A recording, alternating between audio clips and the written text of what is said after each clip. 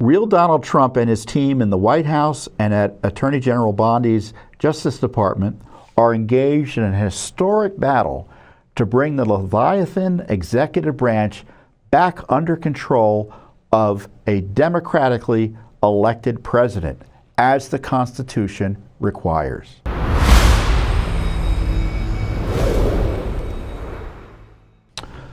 Before I go, I know I've been talking for a bit, but there's been a lot going on.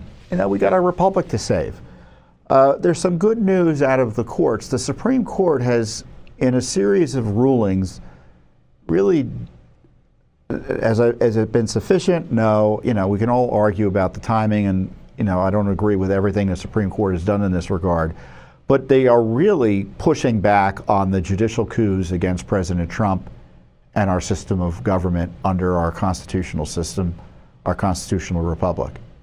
And I issued a tweet that I think is that's worth sharing with you because it's important that you understand kind of the time we're in and how important some of the work that's going on is to our Republican form of government.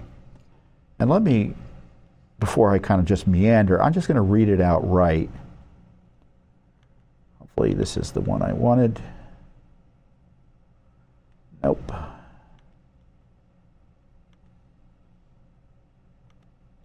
Forgive me. We have it on Skype. Oh, they have it up. Okay. So this is a decision that just came down the other day, and this is my comment on it. Leftists on the Supreme Court are furious that President Trump is moving to restore constitutional and democratic control of the administrative state. Think about that. Constitutional and democratic control of the administrative state. The left does not believe that an elected president should be able to change policy and personnel in the executive branch. They want this permanent administrative state, the deep state as we sometimes call it, to run the country, and the president to have really not significant impact on how the government is administered. That's not democratic. Yes, I know we're a constitutional republic, but we've got democratic forms in terms of electing our presidents and members of Congress, et cetera.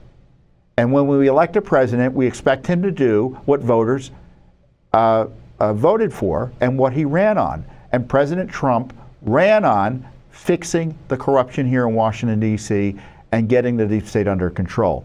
And it's, to me, a core duty for any president to assert political control. The left doesn't like that word political.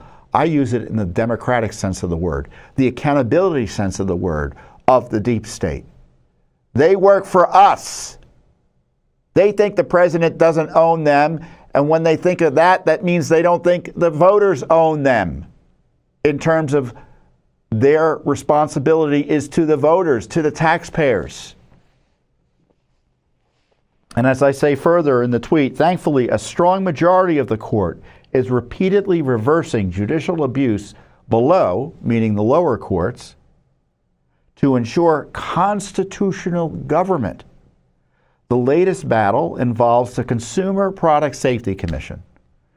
I don't think there should be a Consumer Product Safety Commission, but there is.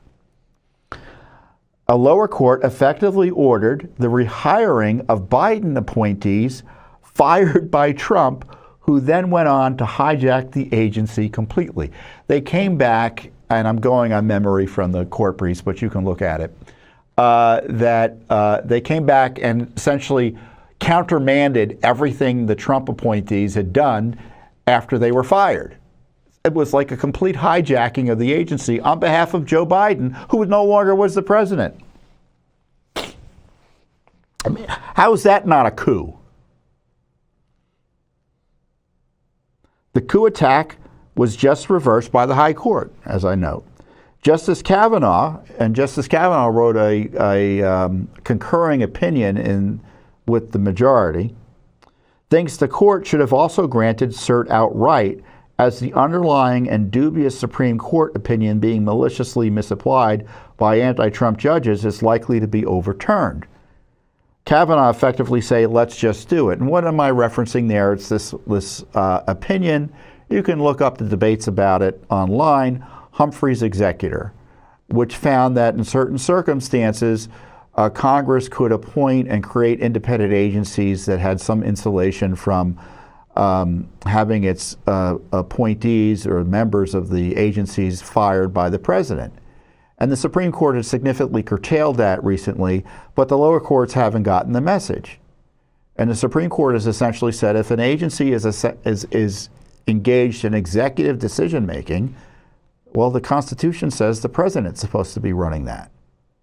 So that's what the big debate is. And Kavanaugh's saying, let's just get to it and let's stop having the lower courts misapply Humphrey's executor and ignore our recent decisions, and let's cut it now in terms of this abuse of power by the lower courts who are allowing unelected appointees, again, to exercise anti-democratic power. Real Donald Trump and his team in the White House and at Attorney General Bondi's Justice Department are engaged in a historic battle to bring the Leviathan executive branch back under control of a democratically elected president, as the Constitution requires. The left media political complex here in D.C. is apoplectic, but the founders would be proud. These court battles are part of the most significant movement for accountable government under our Constitution in the history of our grand republic. So I know you hear me complaining about a lot of things, but this is a significant government reform effort to restore constitutional balance to our system, to restore constitutional control over a key aspect of our government, the gargantuan, as I call it, the Leviathan administrative state.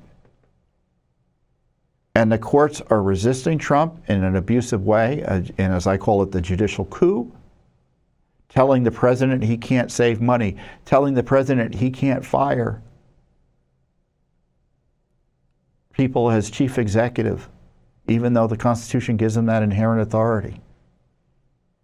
And the Supreme Court, in case after case, is coming down, not in every case, admittedly, or in a way that's quick enough from my perspective, upholding the Constitution and the president's authorities there. And the left sees it as a power grab. No, it's a restoration of power to the people under President Trump. So yes, there's Epstein, there's Russiagate, there's all sorts of things that the president's having to deal with. But there's also this tremendous development for which he deserves credit. And when I was talking about the Attorney General and the Justice Department, they deserve credit too. I mean, they're just being fired upon by court after court after court, and they're going to court to defend the president's prerogatives here, and which are your prerogatives as citizens of the United States. Because the separation of powers requires the president to exercise authority as the chief executive. The courts can't do that. They're the judicial branch. When they exercise executive authority or legislative authority, that's anti-constitutional.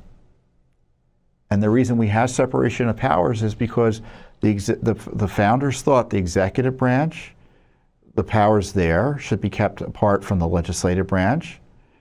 Similarly, the legislative and executive powers should be kept apart from the judicial branch, because the founders recognized that anyone who exercises 2 or 3 of those core powers, legislative, executive, and judicial, that's dictatorship. So I don't want a dictatorship of judges. I don't want a presidential dictatorship, and I don't want a congressional dictatorship. I want the powers to be separated so our freedoms are best protected.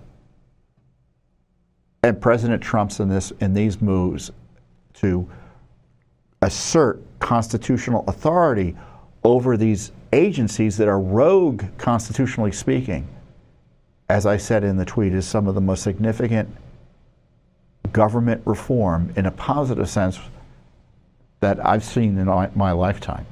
Thanks for watching. Don't forget to hit that subscribe button and like our video down below.